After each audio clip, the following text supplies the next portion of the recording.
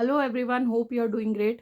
तो मैं अपना कमेंट सेक्शन के थ्रू जा रही थी, लोग कितने मीन होते हैं। They are they can stoop to such a low level that they don't want to do anything themselves, and whoever is trying to do something for the society in a that too in a selfless way।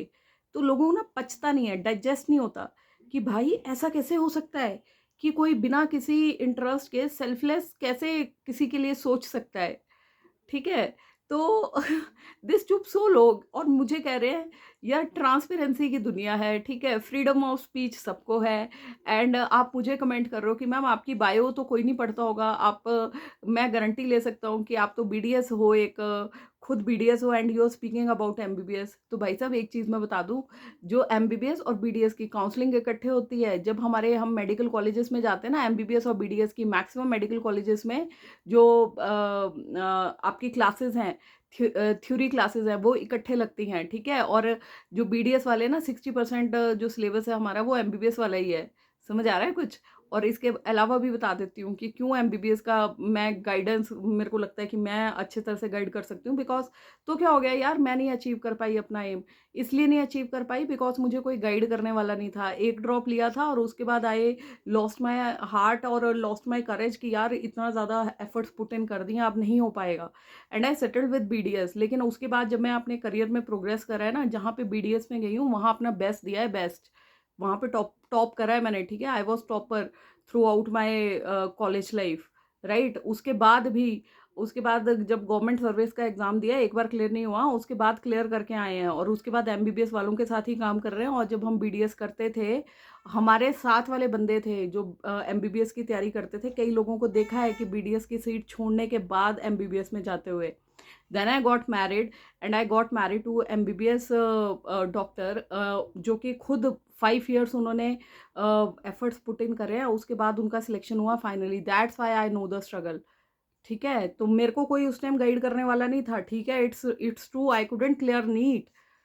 समझ आ रहा है? ठीक है? I accept that I couldn't clear NEET, but I don't take it as a failure in my life, because maybe that was good, because I was meant to do something big in my life. What big thing? Because अगर मेरा NEET clear हो गया होता तो शायद मैं genuine advice नहीं दे पा रही होती सबको। I must have been hiding facts.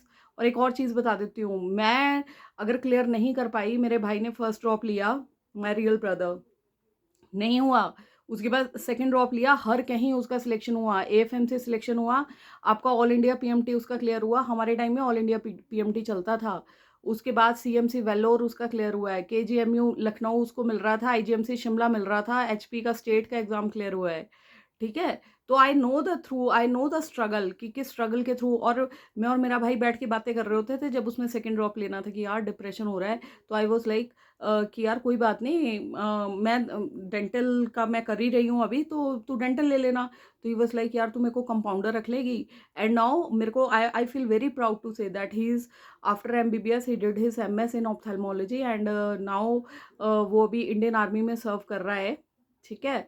तो I feel proud of it. I have seen the struggle of people. ठीक है? I have one first cousin who is doing ENT, PG in ENT.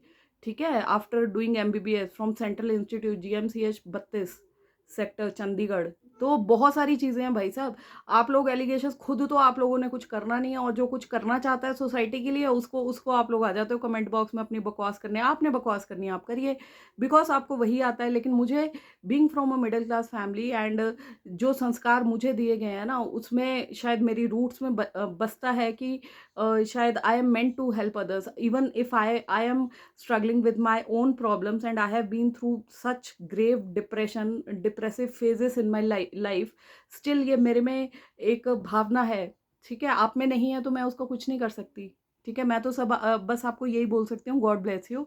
भगवान सद्बुद्धि दे आपको भी, मुझे भी सद्बुद्धि दे कि चार लोग हमेशा कुछ ना कुछ कहेंगे ही। तो जिनको क्रिटिसाइज करना आप क्रिटिसाइज करते रहें, और आज के बाद कोई मैं इस पे ना स्पेसिफिकेशन देने वाली हूँ, मैं क्यों कर रही हूँ, कैसे कर रही हूँ, मुझे अच्छा लगता है। दैट्स वाई मेरा कमेंट बॉक्स भरा होता है, जिसमें से 90% पॉजिटिव मैसेजेस होते हैं, एंड 10% कुछ फ्रस्ट्रेटेड लोग होते हैं जिन्होंने अपनी लाइफ में कुछ नहीं करना है, एंड उनको सिर्फ कुछ बोलना है। तो आप लोग भाई साहब बोलते रहिए, एंड बाकी कमेंट बॉक्स में मुझे गंदगी दिखेगी मैं उसे डिलीट कर दूंगी, बिकॉज मुझे कोई नेगेटिविटी नहीं चाहिए अपने पास। मुझे भगवान से चाहिए जो भी चाहिए। I believe in you know law of universe कि आप अच्छा कर्म करो तो कहीं ना कहीं से अच्छाई किसी ना किसी वे में मेरे रास्ते आएगी। भगवान देख रहा है कि मैं क्या कर रही हूँ क्या नहीं कर रही हूँ।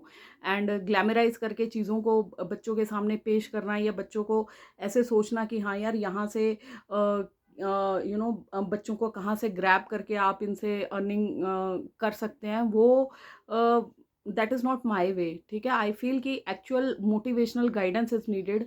कई बार बच्चों को 2-4 शब्द मोटिवेशन के ही मिल जाएं तो बच्चा बहुत आगे बढ़ बढ़ जाता है। एंड मेरे कमेंट बॉक्स में आप देखेंगे ऑलरेडी 4 स्टूडेंट्स जो मेरे से पिछले साल से जुड़े थे। मैं किसी को पर्सनली नहीं जानती हूँ, किसी ने मेरे को मैसेज किया, उन्होंने डाउट्स रखे एंड मैंने उनके लिए वीडियो बना दिया।